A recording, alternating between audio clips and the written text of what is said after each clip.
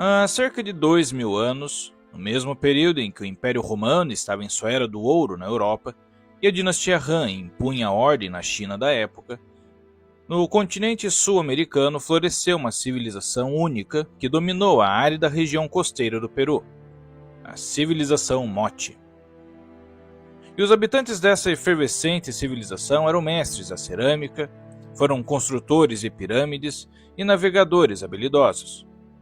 E nesse vídeo, viajaremos numa jornada ao passado e descobriremos os segredos de seus rituais, seus mitos, sua sociedade e veremos como o legado desse misterioso povo ecoa até os dias de hoje.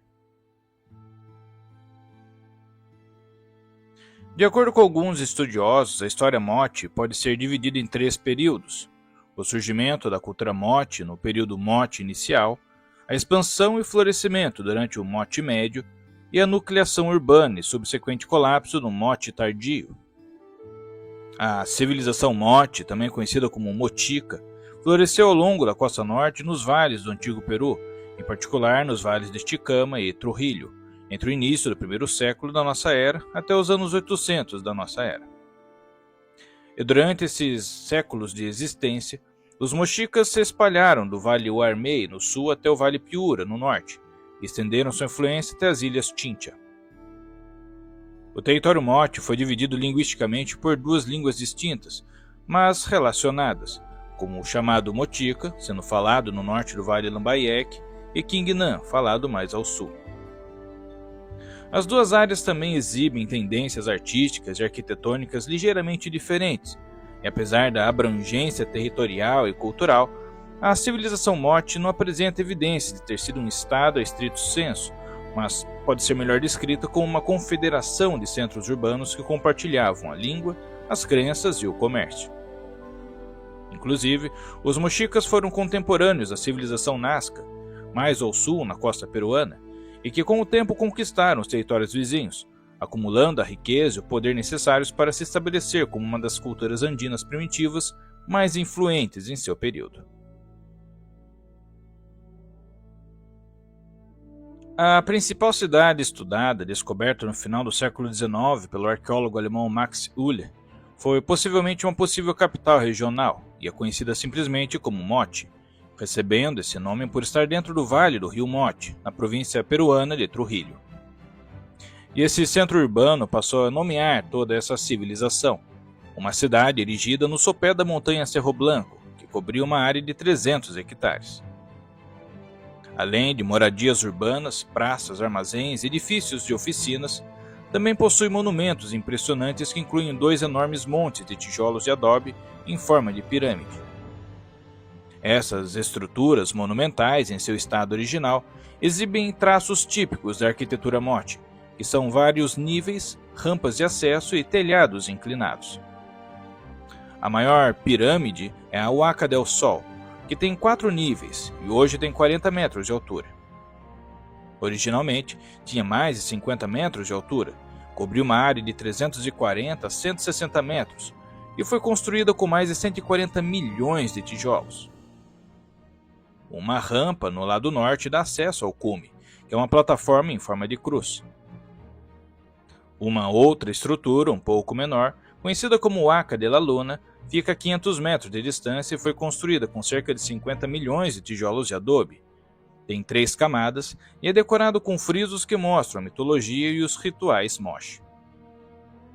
Ambas as pirâmides foram construídas por volta de 450 da Era Comum, e as evidências apontam que eram originalmente coloridas em vermelho, branco, amarelo e preto, e eram usadas como um cenário imponente para realizar rituais e cerimônias, sugerindo também que as pirâmides também foram usadas pelos Moche como mausoléu para pessoas importantes de sua sociedade. Os edifícios escavados entre os 2 montes piramidais incluem muitas residências grandes com pátios cercados por paredes, e os campos ao redor do local são dispostos em um padrão de grade irregular de pequenos lotes retangulares, muitas vezes com uma pequena plataforma de observação de adobe, o que sugere algum tipo de supervisão ou controle de estado pela elite dominante. A agricultura mote se beneficiou de um extenso sistema de canais, reservatórios e aquedutos, para que a terra pudesse sustentar uma população estimada de 25 mil habitantes. Outros locais incluem um centro de peregrinação em Pacatinamu, um local no topo da montanha acima do rio Jequetepec, e é realmente usado desde o início do período intermediário. Havia também centros administrativos em Panamarca, onde há outro grande monte de tijolos de adobe, desta vez com uma rampa em zigue-zague que leva ao topo da estrutura. E outros locais também são importantes, como em Huanaco, no Vale do Viru, e Pampa de los Incas, no Vale Santa. A religião e a arte mote foram inicialmente influenciados pela cultura Chavin e nos estágios finais pela cultura Chimu. Inclusive tem um vídeo na playlist dedicado onde falo sobre a cultura Chavin e deixarei nos cards finais caso queira conhecer mais sobre eles. O conhecimento do panteão mote é incompleto, mas sabemos dos deuses Alpaek, o criador ou deus do céu, e Si, a deusa da lua. Alpaek, também chamado Aipaek, ou Deus Decapitador, é tipicamente retratado na arte mote com presas ferozes, um cocar de onça e brincos de cobra, segurando uma cabeça com uma das mãos, e era considerado como habitando nas altas montanhas. Sacrifícios humanos, especialmente de prisioneiros de guerra, mas também de cidadãos mote, eram oferecidos para apaziguá-lo, com ofertas de sangue em taças rituais. A deusa Si era considerada divindade muito poderosa, pois era essa deusa que controlava as estações e tempestades que tanto influenciavam a agricultura e a vida cotidiana. Além disso, a lua era considerada ainda mais poderosa que o sol, porque Si podia ser visto tanto à noite quanto durante o dia. Também é interessante que murais e achados como um túmulo intacto de uma sacerdotisa conhecida como La Senhora de Cal ilustram que as mulheres podem ter desempenhado um papel proeminente na religião e nas cerimônias mochicas. O deus Alpaek também pode ser descrito como uma gigantesca figura de uma ameaçadora aranha pronta para atacar suas vítimas, e o fato de tais cenas espelharem eventos na vida real é apoiado por achados arqueológicos, como aqueles no Sopé de Huaca de la Luna, onde esqueletos de 40 homens com menos de 30 anos de idade mostram evidências de que foram mutilados e jogados do topo da pirâmide, sendo que os ossos desses esqueletos exibem marcas de corte e mutilações violentas. Curiosamente, os corpos estão acima de um solo macio causado por fortes chuvas atribuídas ao fenômeno El Niño, o que sugere que os sacrifícios podem ter sido oferecidos ao deus Mote para aliviar esses desastres ambientais. Taças cerimoniais também foram descobertas, contendo vestígios de sangue humano, e tumbas revelaram indivíduos fantasiados e com joias quase exatamente como as figuras religiosas retratadas nos murais. Muitos exemplares da arte mochica foram recuperados de tumbas em Cipã, São José de Morro e Huaca Calviejo, que são entre alguns dos cemitérios mais bem preservados de qualquer cultura andina. Os mochicas foram mestres na olaria, na metalurgia, e os achados incluem requintados cocares de ouro e placas de peito, joias de ouro, prata e turquesa, com carretéis de orelha e ornamentos de nariz, tecidos, facas-tume e tigelas de cobre e recipientes para beber. Os vasos de cerâmica fina eram geralmente feitos com moldes, mas cada um era decorado de forma individual e distinta, geralmente usando tons creme, vermelhos e marrons. Talvez os vasos mais famosos sejam os potes com bico de estribo altamente realistas. As formas e decorações da cerâmica evoluíram ao longo do tempo e se tornaram cada vez mais elaboradas, sendo uma das mais variadas do mundo.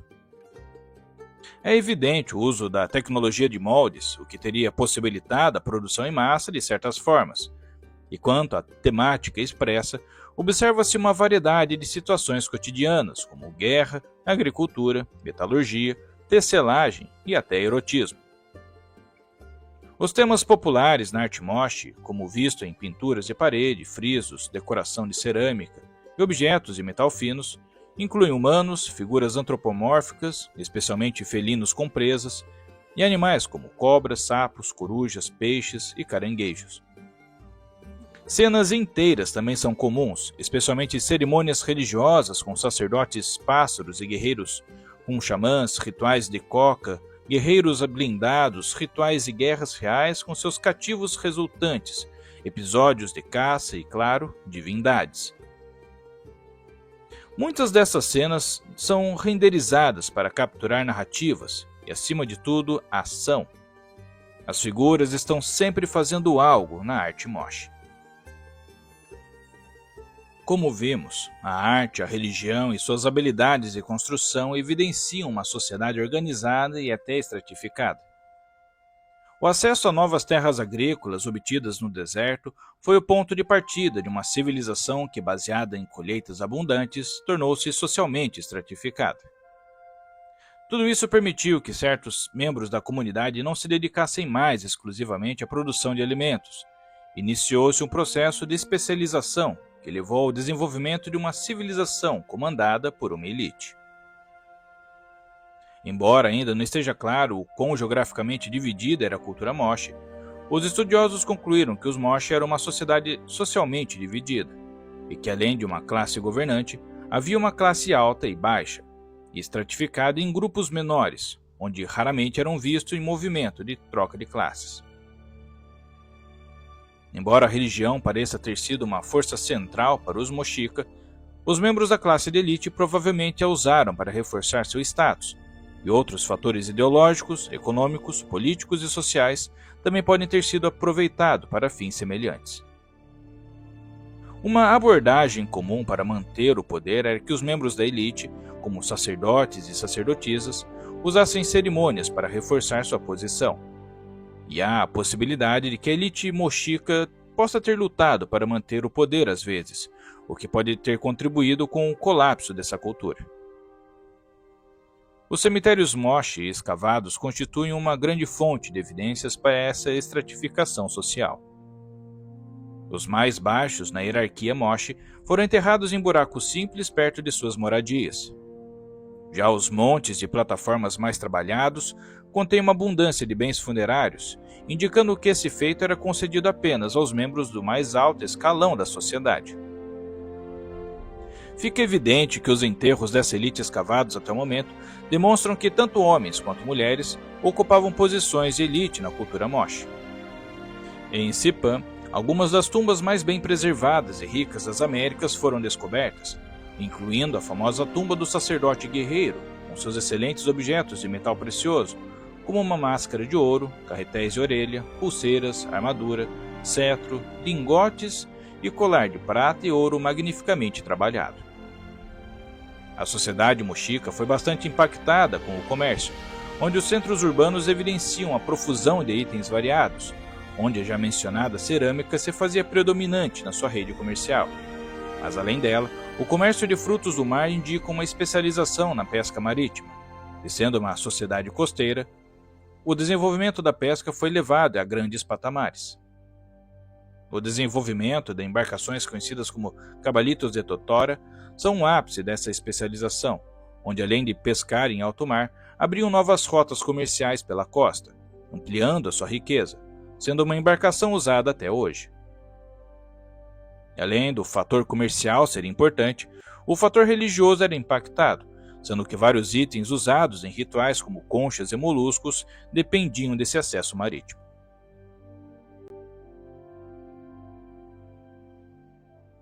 De acordo com os estudiosos, por volta de 550 da nossa era, os sistemas de canais usados e os campos agrícolas ficaram cobertos de areia soprada da costa para o interior, fazendo com que a população deixasse a área, se deslocando mais para o norte no Vale Lambayeque, notadamente nos locais de Sipã e Pampa Grande.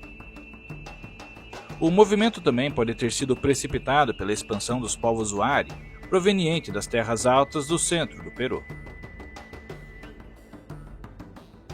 O sítio de Pampa Grande cobria em seu auge 600 hectares e incluía a plataforma ritual chamada Huaca Fortaleza, com 55 metros de altura, e no topo havia uma estrutura com colunas adornadas com representações de felinos locais. No entanto, após 150 anos de ocupação, o local também foi abandonado, mais uma vez, provavelmente devido a uma combinação de fatores climáticos, como um longo período de seca, expansão do usuário e conflitos internos, conforme indicado por evidências de danos causados pelo fogo em muitos dos edifícios. E de acordo com alguns pesquisadores, até mesmo a atividade sísmica pode ter contribuído com o declínio dessa cultura. Seu legado é visto nas cerâmicas que deixaram, na sua arquitetura imponente, na metalurgia, no desenvolvimento de canais complexos, nas artes e na cultura ímpar que deixaram para nós hoje. Muitos dos sistemas agrícolas mochicas ainda estão em operação, como o aqueduto de Ascope, o canal Lacumbre em Chicama e a barragem de São José, que continua a fornecer água proveniente da região andina e das águas subterrâneas, garantindo várias colheitas por ano. Esse povo, que floresceu e desapareceu 1000 anos antes dos Incas forjarem seu famoso império, deixou para trás poucas pistas de sua existência, mas ainda assim é possível desvendar os mistérios dessa magnífica civilização por meio de seus murais enterrados, das tumbas de seus líderes, de sua cerâmica e de objetos de metais preciosos, tesouros que há séculos atrás fizeram parte do cotidiano de um povo que domou o mar e o deserto, e que com as bênçãos de seus deuses aterrorizantes, formaram uma civilização única. Espero que tenha gostado desse vídeo e se chegou até aqui, deixe um joinha e compartilhe com mais pessoas. Se não é inscrito, considere se inscrever para receber vídeos como esse semanalmente e se já é inscrito, verifique se o sino de notificações está ativado. Na descrição tenho também links para livros e cursos e até uma chave Pix, caso considere contribuir com o meu trabalho. Desde já agradeço o seu tempo e atenção, e até a próxima história.